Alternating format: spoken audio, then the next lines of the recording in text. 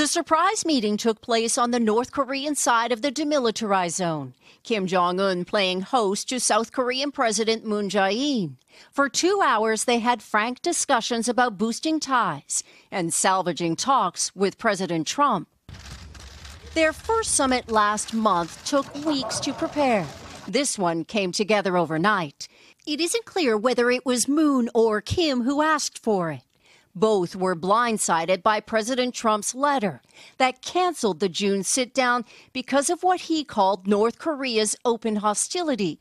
Those sources told NBC News the president was actually afraid that Kim would cancel first. If, in fact, diplomacy really does fall through, the United States is going to be increasingly isolated in its approach towards North Korea. 3 days of head-spinning diplomacy followed. The summit was off. I've decided to terminate the planned summit in Singapore. Then maybe back on. We're going to see what happens. Today, the White House says an advance team will go to Singapore just in case. Amid the uncertainty, North Korea has struck an oddly reasonable tone, saying it remains open to talks at any time.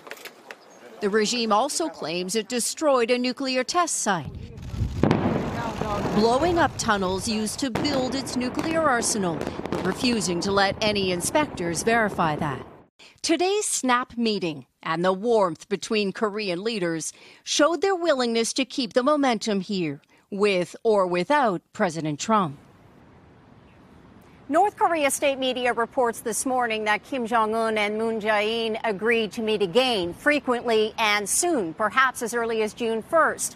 They also apparently discussed trust in the United States. Moon is expected to reveal more of what was said later today. Hey, NBC News fans, thanks for checking out our YouTube channel. Subscribe by clicking on that button down here and click on any of the videos over here to watch the latest interviews, show highlights, and digital exclusives. Thanks for watching.